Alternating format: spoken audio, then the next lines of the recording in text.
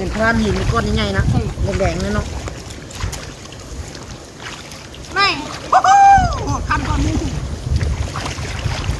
แม่ที่มาล้างน้ำกู้เขาบอก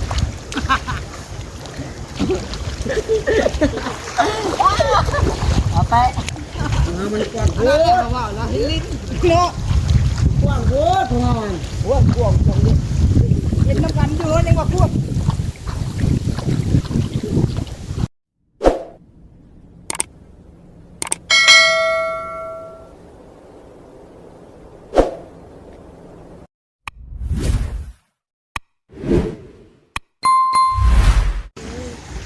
เอาพี่น้องเนาะเนาะตอนนี้ก็เป็นเวลาพี่น้อง2:34 นาที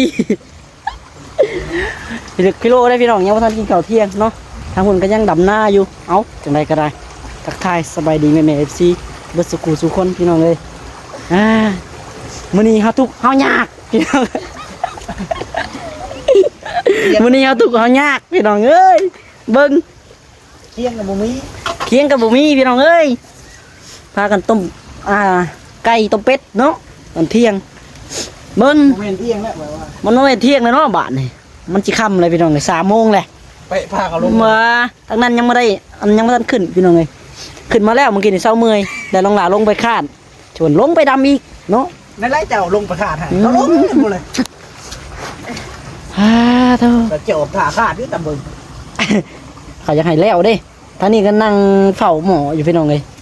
หมอต้มเป็ดเด้เนาะไก่สุกเลยได้เนาะเห็ดน้ำมันพันบา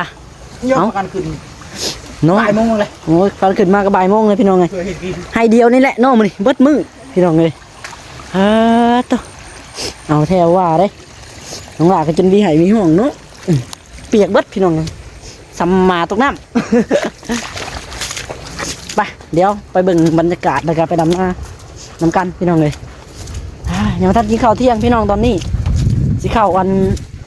สิค่ำแล้วเนาะสิข้าวบ่าย3 โมงเลยน้องเห็ดกินยังไม่แล้วยังไงกินกากันโอเคอึ๊บเขาย่านหมดแล้วบ่จังหวะจังใดหาขึ้นมาแต่ขาดน้ำนั่นขาดหรือจะเพิ่นลงดำต่อไปเดี๋ยวน้องหลามาปิดจ็อบหน้าน้องจ้อยเด้อมื้อนี้พี่น้องเลยเนาะสำหรับหน้าน้องจ้อยพี่น้องเลยน่าจะแล้วอยู่ดอกมื้อนี้เนาะแล้วนี่แล้วก็ยังอีกธงนึงพี่น้องธงที่ว่าน้องลาได้ไปไทยหุดในส่วงก่อนเนาะกับทางแปะเพิ่นพี่น้องนี่แหละเนาะยังบ่ลายปะไดตัวนี้ก็ดำแล้วละพี่น้องน้ำเซาะไปเบิดเลยน้ำไหลแท้ได้เนาะฝนตกหากระเซ้าพี่น้องเลย เลยมาจับกล้องถ่ายคลิป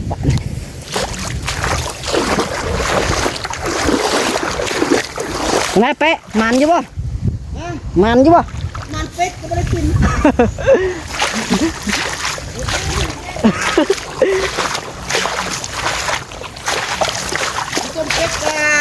ไปจังใดฮะยังอยู่ไฟเอ้ยยังอยู่จังหน่อยขึ้นกินไกลแล้ว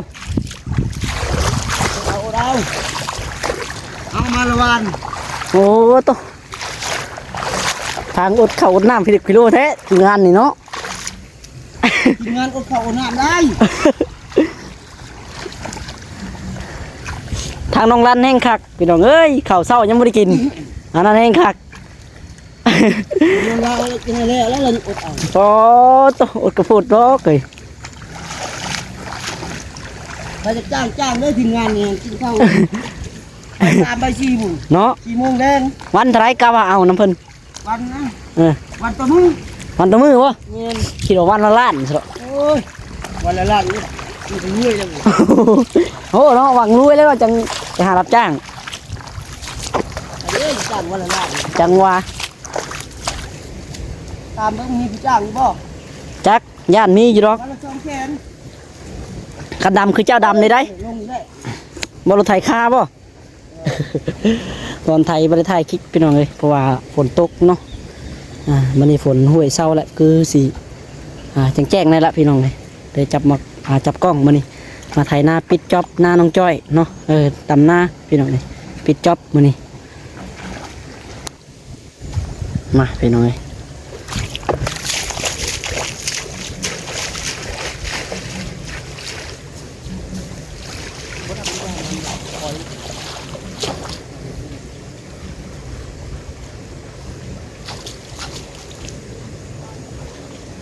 เมาขนาดมันนี่เมาเลยแค่มันแล้วเนาะไปแล้วไปทุกมื้อแล้วแต่ยังอีกทงหนึงเลยพี่น้องนี่แล้วน้ำจ้อยนี่ครับ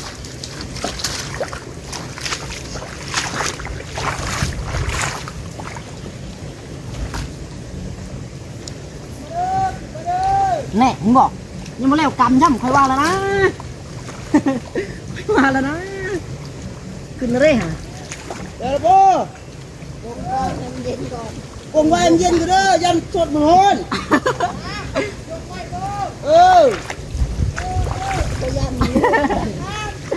มันก็ยากแห้งยันมันลวกปาก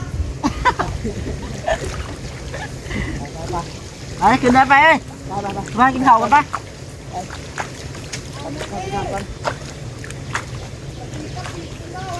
อันนั้นจงไว้ให้พวกเป็ดเด้อ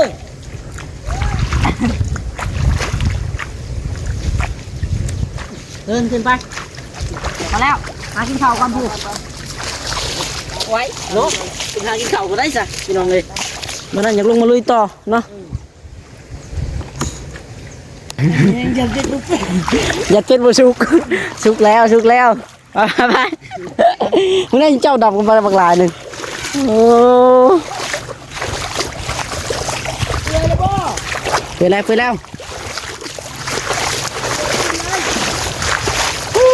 น้องเลยน้ำก็ได้เนาะเฉาะนี่เบิ้ลละตัวดำแล้ว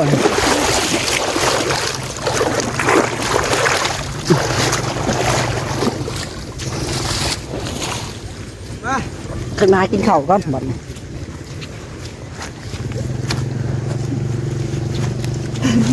เป็นจังได้จุดเซ่เลยโอ้ย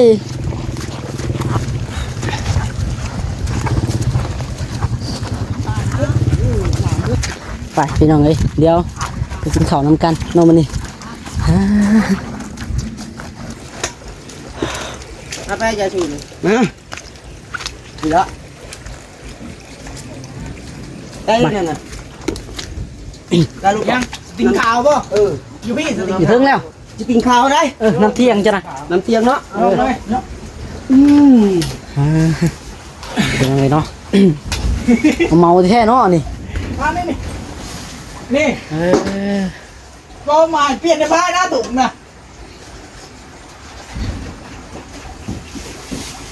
จะพายจะเท่ถุงอ่ะโอ้พายจะพายถุงเอาสักพี่น้องเลยเนาะอย่าน้องลาขออนุญาตกินข้าวกินน้ำก่อนนอนบัดนี้ไปเอาพี่น้องเนาะใกล้แล้วใกล้แล้ว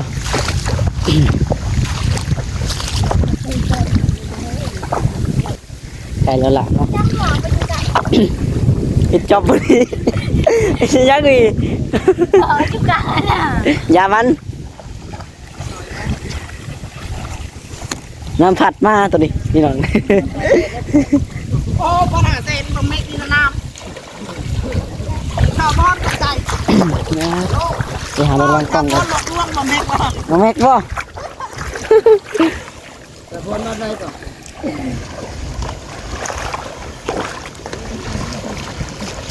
กูไอ้เบิ่งในป่าระดับไปนะปินเล่ไปตั้งนั้นดับรถ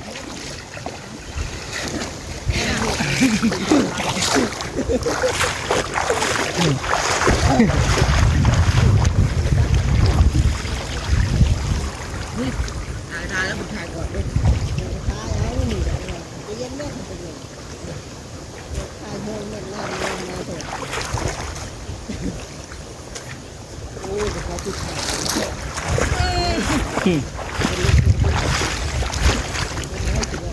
อาจจะเข้าใจเนาะเอาเป็นจริงเขาเป็นลงเนาะแสดงว่าที่บ้านมาเนี่ยว้าวเขามีเยอะตักโตนะ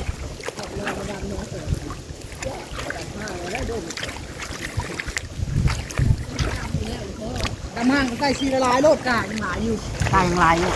เต็มที่รถ กันมันเปื่อยได้แกวหนูมีชละลายโลด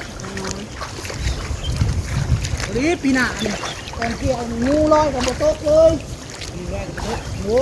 ตกไปใช้บบเบิ้ลโบโต๊ะไม่ได้แล้วมันโบโต๊ะนั่นมันงามตื่นให้เย็นนี่50กระสอบกระสอบเป้าว่ามีเข่าเป้าเลยบอกไม่ใช่เป้ามันเป้าเลย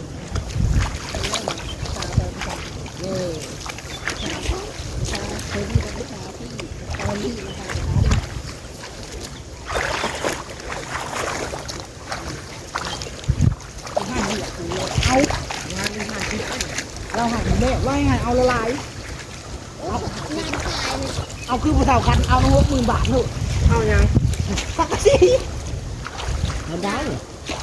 ว่าจะตื่นละกันนะใช่ครับเมียจะตื่น60,000 บาทแล้วก็เด็กกระโดดเพิ่นอยากให้ดาวแล้วพี่อะไรพี่เพิ่นดาวแล้วแต่มาเงินหาเองข่อยมันจะไม่ได้ปุ๊บตั้งตาแปะหัวไหวเลย แม่จะถ่ายคือนะ ได้แล้วจะเงินก็อันนี้ยอดเท่าเบิดเร็วเอาใหม่เลยป่ะยังไม่ได้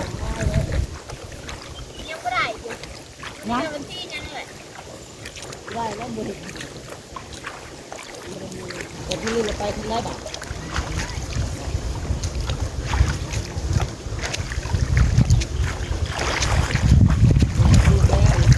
เป็นที่โน่เราเห็นเงินแล้วก็หลังใหญ่ หนังไม่ทำใหญ่เนาะจะมันจะเฉาอ่ะ 11 เมตรเลยเขาให้เงิน11 เมตรคูณ10ยาว11กว้าง9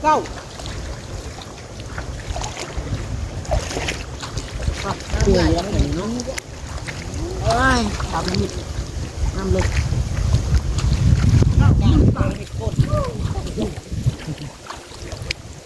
เดือนนั้นมันก็ราคาประมาณ100,000บาทอยู่เนี่ยเบิดเนี่ยโอ้เดี๋ยวได้มันจะเลี้ยงหมดแล้วหน่อย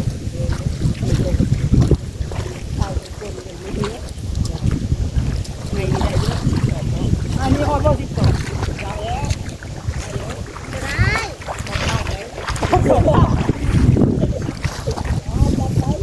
สอบผ่านได้เนาะ ปีนี้ได้12ปีได้ตรงนี้เขาบอกโกห้ามยังแต่ท่านโอโกไม่ต้องไหมแต่ท่านโอโกเขาจำมาผ้าไปดำใส่กัน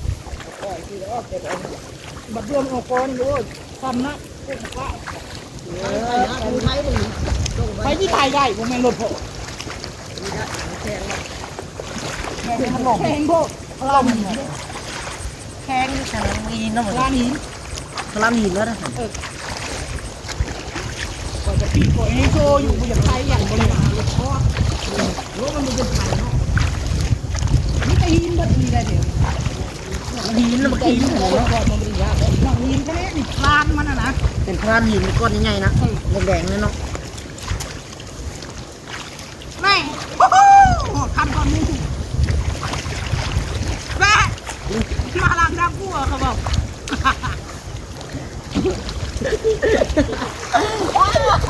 เอาไปมันกว้างโค แล้ว ตร เขาว่าเราเห็นลิ้นเนาะ กว้างโคตรพลังมัน พวกตรงนี้เห็นน้ำกันเยอะยังว่าพวก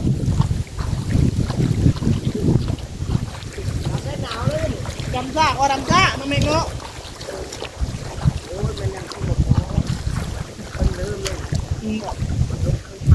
ลมเครื่องถังน้ำมันจะเกิดละ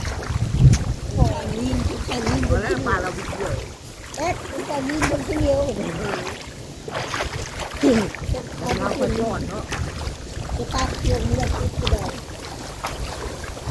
ก็ยิ่งใหญ่เหมือนคนเยอะโอ้เจ้าจะมาคนถ้าคนแม่เอาไปคนนะได้คนเบื้องแม่มันล่มหมดแหละไปว่าเถอะนี่นั่งลงนี่นี่นั่นแล้วจะว่าน่ะไปเลยแค่คนเขาโอ้ยเล่นเขาคุณที่จะว่าเขาโคตรโอ้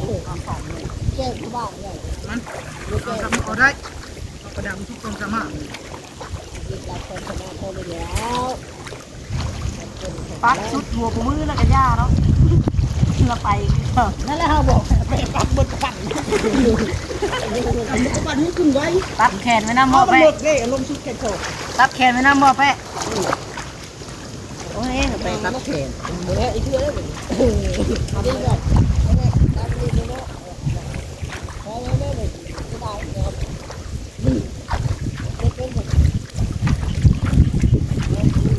เรามาเห็นแค่กระเจียวเนาะเห็นหน้าก็มีข้านเลยพี่เนาะไอ้คนดูก็ไม่ก็ไทยแล้วเนาะก็ยังให้ผู้คนดูมาไทยไทยก็ใส่ก็ตอกรถข้างก็ไทยโจมผู้เดียว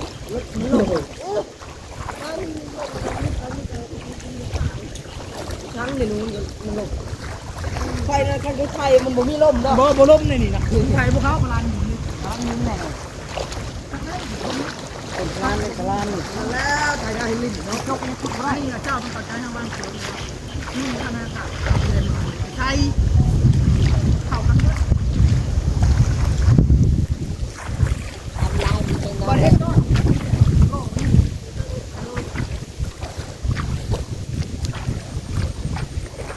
อันนี้อะไรที่ได้ที่ตัวตัวขาเต็มหมดไม่ได้หนับหมูก่อนมาหลักยาบัดหมูพันเลยปลาเอาเพี้ยยามเขาบอกแช่งโคมอะไรเห็ดนี่เยอะแหละเบิ่งไม่มึงทำยาต้อนบ่เอาเห็ดปีกายแม่พันเลยบัดเห็ดปีกายนี่เอาพันเลยมาหัวเราหน้าอีกได้พอแล้วทันเห็ดต้นแล้วทันเห็ดต้นแล้วจ้ะทันแล้วบ่ไอ้ต้นน่ะบ่แม็กจะบ่ทันเห็ดต้นแล้ว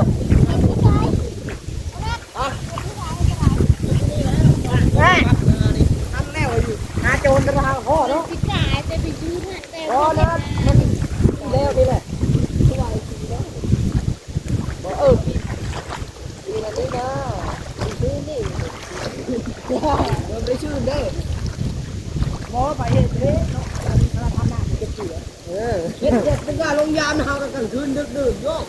ดูวงนกขู่ฟ้าอันไม่เห็ดแล้วก็น่าสงสารเลยนะไปข้ามบ้านเนาะมันบอกคือใจดีเอาเงิน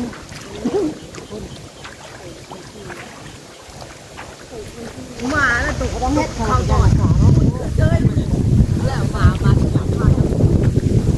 เก่งขึ้นมาหน้าเป็นทางแบบนี้เนาะเป็นใหญ่ด้วยมันตายก็มาแล้วดังไฟผ่าโอ้แม่นว่าจีซอยมันดังไฟผ่าซอยได้บ่มันมาเนาะทางอันเตะเนี้ยข่าวต่อซอยมันเล่นหรอแล้วมาหลักที่กาวอยู่นะ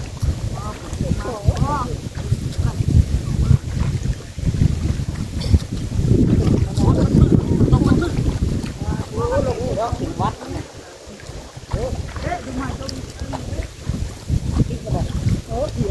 ข้าวเทเดอร์ล่วงไปอ่ะนี่บ่ก็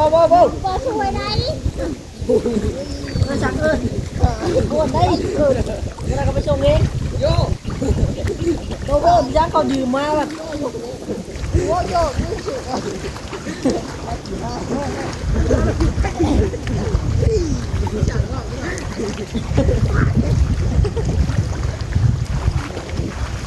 สองยืมสวีก็ว่ายังให้เขามาเอาเองเลยอันนี้เราก็เป็นฉลาดเนาะฉลาดเขามาเอาเองฉลาดโคตรคือยากแล้วมันประกอบคุณนี่มันยากมันยืมเร็วแล้วไปอ่ะยกมาแล้วบอกมายืมมานี้เรายืมเราว่าปืนมายืมยืมเนี่ยเพราะว่าเรือเป็นเศร้าถึงจะกาแล้ว ใส่เขาแล้วเหลือ ป่านลงก่อนปักใส่ก้อนลกกับเมื่อยหน้ามันลากอยู่บ้านนะไปดำพึกไปเนาะ เอ็ดได้ 12ก็ยากมันพออยู่แล้วเราไปลงไหนน้อยเนาะ ไม่ได้ใส่ ใส่ได้ยังใส่ ใส่ตะกร้า ถึงเราลกมือให้มันเองอ่ะให้มันเองก็ได้คนมือลก มันง่ายก็ระดับเนื้อนี่ เหลือใจเนาะ หน้ามันกลับสบายดูเฮ็ดดูเลยนะเนี่ยโอ้ขอถ่ายไปได้ของตั้มตั้มกันเลยเพื่อได้กินมันได้กินอยู่ในนั้นแหละขนาดโดยชักไฟนั่นจะตายอ่ะ ตายบ่แค่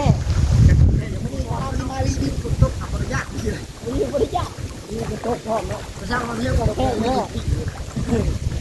เอามาก่อนแม่ เปิดเครื่องมันแน่จ้าจะเอากระปุกเครื่องไปขึ้นเฮ้ย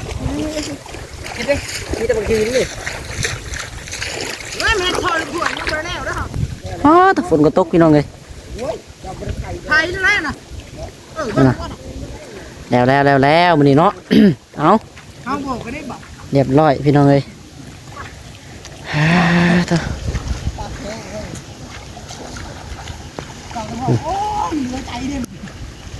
เนาะจังไดก็โอเคพี่น้องสำหรับคลิปนี้ขอตัวไปก่อนพี่น้องเลยบรรยากาศฝนตกเนาะ ดีดำน้ำต้องจับไป โอ้เรียบร้อยไปแล้วให้กับบ่ได้น้อยๆนะพี่น้องเบิดตาร้อยตัวหมัดเนาะ ร้อยปลาย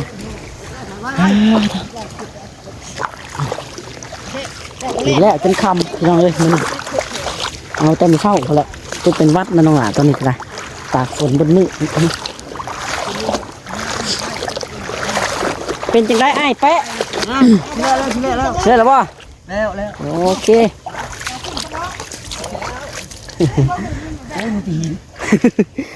มีแต่บักหินพี่น้องเลยแท่นั้นไถมาได้เลยได้เนาะเพราะว่ามีแต่บักหินตัวนี้แหละพี่น้องนี่มีแต่บักหินพารานแถวนี้ทั้งนี้แบบดำไปซื้อคอยไถไปซื้อพี่น้องบ่ล่มก็ล่มเนาะมื้อนี้มือเอาขึ้นรถกับบ่แห้งนะ แล้วก็ โอเคพี่น้องเนาะบายไปนี่แล้วเนาะเถอะบายพี่น้องสบายดี